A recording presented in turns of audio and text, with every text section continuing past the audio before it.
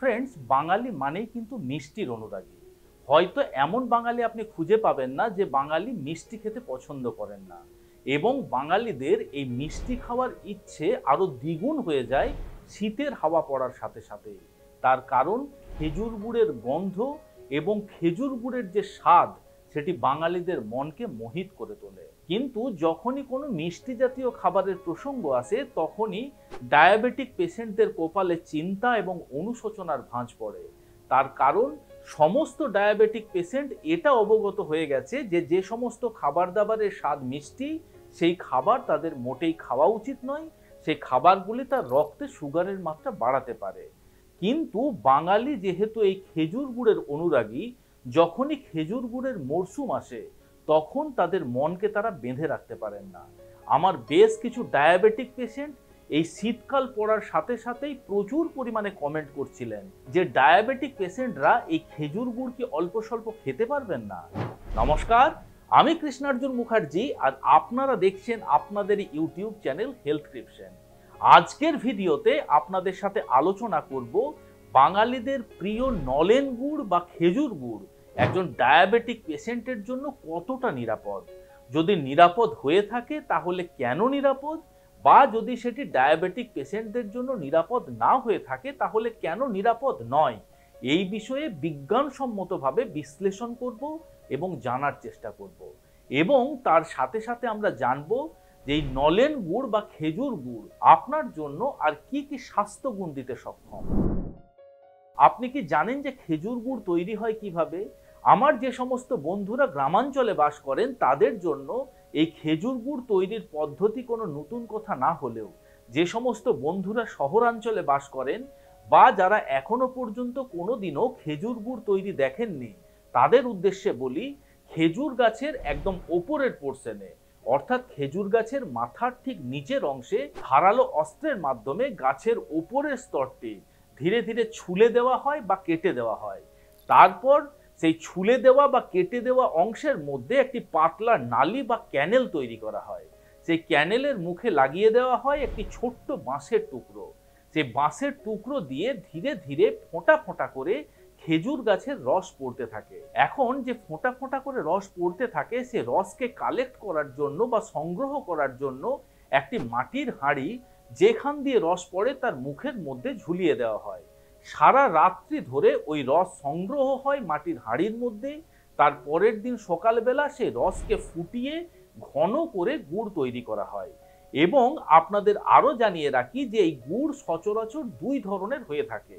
দুই ধরনের বলতে, একটি হয় আপনার নলেন গুড় এবং একটি হয় আপনার জিরেন গুড়। একদম সকালবেলা যে রসকে নামিয়ে নিয়ে এসে ফুটিয়ে গুড় তৈরি করা হয় সেটিকে বলা হয় নলেন গুড়। এবং সেকেন্ড ব্যাচে, অর্থাৎ সকালবেলা রস নামিয়ে নিয়ে আসার পরে আবার যখন মাটির হাঁড়ি ঝুলিয়ে রস সংগ্রহ করা হয় এবং সেই রসের থেকে যে গুড় তৈরি করা হয় সেটিকে বলা হয় জিরেন গুড়। খেজুর গুড় সচরাচর সেমি লিকুইড ফর্মে বেশি জনপ্রিয়, এবং সেই সেমি লিকুইড ফর্মের থেকে আরো ফুটিয়ে ফুটিয়ে সেটিকে যখন সলিড করা হয় সেটিকে পাটালি গুড় বা নোবাত গুড় বলা হয়ে থাকে। এ তো আমরা পেলাম খেজুর গুড় তৈরি সম্পর্কে একটা সম্যক ধারণা। কিন্তু খেজুর গুড় আপনি যেভাবেই তৈরি করুন না কেন, খেজুর গুড়ের স্বাদ মিষ্টি, আর মিষ্টি জাতীয় খাবার ডায়াবেটিক পেশেন্টদের খাওয়া উচিত কি উচিত নয়, সেইখানেই কিন্তু এসে প্রশ্ন থেমে যায়। তাই চলুন আমরা বিজ্ঞানসম্মতভাবে জেনে নিই যে খেজুর গুড় ডায়াবেটিক পেশেন্টদের খাওয়া উচিত কি উচিত নয়। সর্বপ্রথম আপনাদের বলে দিই, আমরা সব সময়তেই সেই বিষয়টার দিকে খেয়াল দিই যখন ডায়াবেটিক পেশেন্টদের ডায়েট চার্ট তৈরি করি, যে আমরা যে সমস্ত খাবারগুলি তাদের খেতে বলছি সেই খাবারগুলির গ্লাইসেমিক ইন্ডেক্স কত। যে সমস্ত খাবারের গ্লাইসেমিক ইন্ডেক্স 55 এর ওপরে, সেই সমস্ত খাবারগুলি ডায়াবেটিক পেশেন্টদের অ্যাভয়েড করে চলা উচিত। যে খাবারগুলি 55 এর নিচে গ্লাইসেমিক ইন্ডেক্স, সেগুলি ডায়াবেটিক পেশেন্টরা নিশ্চিন্তে নির্দ্বিধায় খেতে পারেন। এখন দেখুন, চিনি বা আপনার রিফাইন্ড সুগারের যদি আমরা গ্লাইসেমিক ইন্ডেক্স দেখি, সেখানে আমরা দেখতে পারবো চিনির গ্লাইসেমিক ইন্ডেক্স হলো 65, অর্থাৎ আপনার হাই গ্লাইসেমিক ইন্ডেক্স। আখের গুড়ের গ্লাইসেমিক ইন্ডেক্স প্রায় 86, যেখানে চিনির 65। এবং যদি আমরা মধুর গ্লাইসেমিক ইন্ডেক্স দেখতে চাই, মধুর গ্লাইসেমিক ইন্ডেক্সও মোটামুটি আপনার 61 থেকে 62। তাই সবে মিলেমিশে এই খাবারগুলি ডায়াবেটিক পেশেন্টদের খাওয়া উচিত নয়। কিন্তু যখন নলেন গুড় বা খেজুর গুড়ের প্রসঙ্গ আসে তখন আপনাদের জন্য একটা সুখবর এসে হাজির হয়। সেটা হলো নলেন গুড়ের গ্লাইসেমিক ইন্ডেক্স হলো মাত্র 41। হ্যাঁ, ঠিকই শুনেছেন। তাই তুলনামূলকভাবে চিনির থেকে, আখের গুড়ের থেকে বা মধুর থেকে নলেন গুড় ডায়াবেটিক পেশেন্টদের জন্য নিরাপদ। কিন্তু শুধুমাত্র গ্লাইসেমিক ইন্ডেক্সের দিকে নজর দিলে হবে না। এখন আমাদের দেখে নিতে হবে যে এই নলেন গুড়ের মধ্যে কার্বোহাইড্রেট কন্টেন্ট কত রয়েছে। আপনারা হয়তো জানেন যে 100 গ্রাম রিফাইন্ড সুগার বা চিনির মধ্যে কার্বোহাইড্রেট পেতে পারেন প্রায় 99.9%। অর্থাৎ পুরোটাই কার্বোহাইড্রেট বা এমটি ক্যালোরি। এর মধ্যে কার্বোহাইড্রেট বা আপনার সুগার ছাড়া অন্য কোনো কিছুই অবশিষ্ট থাকে না। আবার 100 গ্রাম যদি আপনি আখের গুড় ব্যবহার করতে চান, সেক্ষেত্রে 100 গ্রাম আখের গুড়ের মধ্যে আপনি কার্বোহাইড্রেট পেতে পারেন প্রায় 96 থেকে 97 গ্রাম। আবার যদি মধুর প্রসঙ্গ আসে, সেক্ষেত্রে আপনি দেখতে পারবেন 100 গ্রাম মধুর মধ্যে কার্বোহাইড্রেট পেতে পারেন প্রায় 85 গ্রামের মতো। কিন্তু যখন নলেন গুড়ের প্রসঙ্গ আসে তখন আপনারা দেখতে পারবেন 100 গ্রাম নলেন গুড় বা খেজুর গুড়ের মধ্যে কার্বোহাইড্রেট থাকে মাত্র 75 গ্রাম।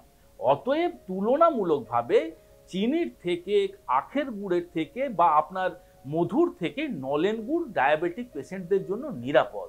কিন্তু এ প্রসঙ্গে একটা কথা না বললেই নয়, ডায়াবেটিক পেশেন্টরা সব সময় চেষ্টা করবেন ঝোলা গুড় খাওয়ার জন্য। ঝোলা গুড় বলতে যেটি আপনার সেমি লিকুইড ফর্মে থাকে। এই কারণেই বলছি সেমি লিকুইড ফর্ম, মানে তার মধ্যে ওয়াটার কন্টেন্ট বেশি থাকে, তার মধ্যে কনসেন্ট্রেটেড সুগারের মাত্রা তুলনামূলক কম থাকে। কিন্তু যখন আপনি খেজুর গুড়ের নবাত খাবেন, সেই নবাতের মধ্যে ওয়াটার কন্টেন্ট প্রায় থাকে না বললেই চলে।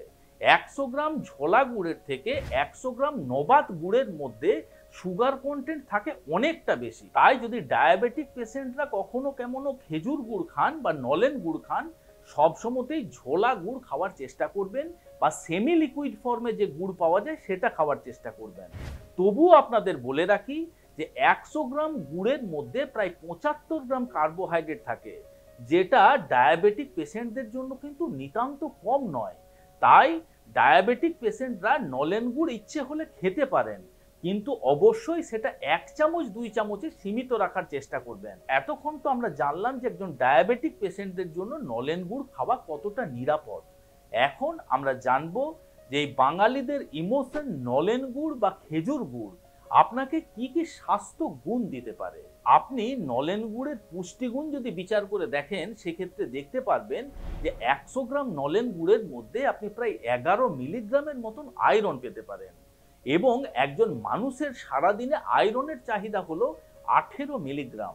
অর্থাৎ 100 গ্রাম নলেন গুড় আপনার সারাদিনের আয়রনের ঘাটতির প্রায় 61% পর্যন্ত কভার করতে পারে।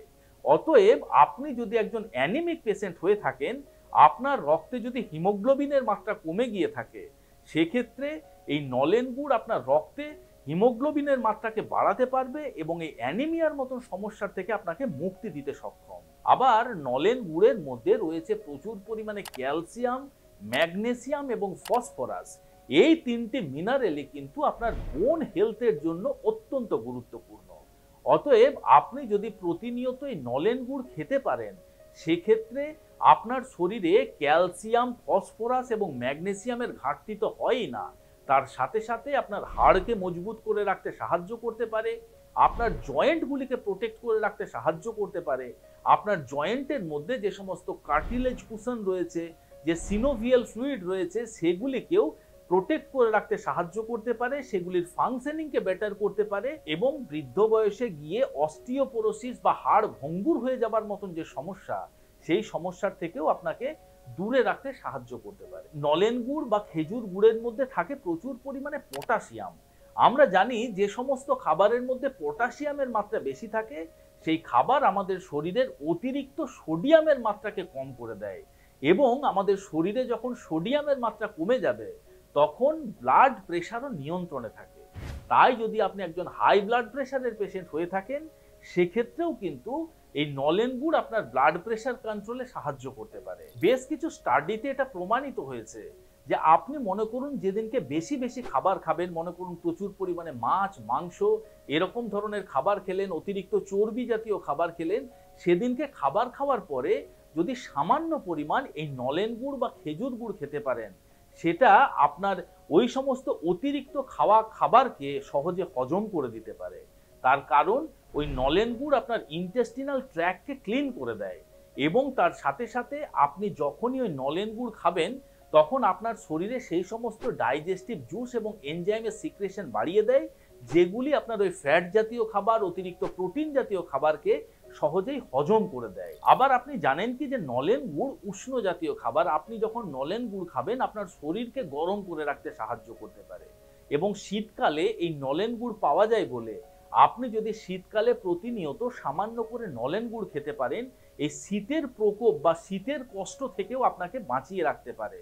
শুধু তাই নয়, নলেন গুড়ের মধ্যে রয়েছে প্রচুর পরিমাণে anti inflammatory property, anti microbial property, যেগুলি আপনার শ্বাসযন্ত্রের মধ্যে কোনো প্রকারের ইনফেকশন বা ইনফ্লামেশনকে কম করে রাখতে সাহায্য করতে পারে।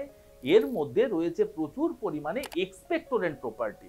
এই এক্সপেক্টোরেন্ট প্রপার্টি থাকার জন্য আপনার শ্বাসযন্ত্রের মধ্যে যদি কোনো জায়গাতে কোনো মিউকাস বা কফ জমে আছে, সেগুলিকে গলিয়ে আপনার শরীরের বাইরে বের করে দিতে পারে এই নলেন গুড় বা খেজুরের গুড়। আবার এই নলেন গুড় বা খেজুর গুড়ের মধ্যে থাকা প্রচুর পরিমাণে ন্যাচারাল সুগার আপনাকে ইনস্ট্যান্ট এনার্জি প্রোভাইড করতে পারে।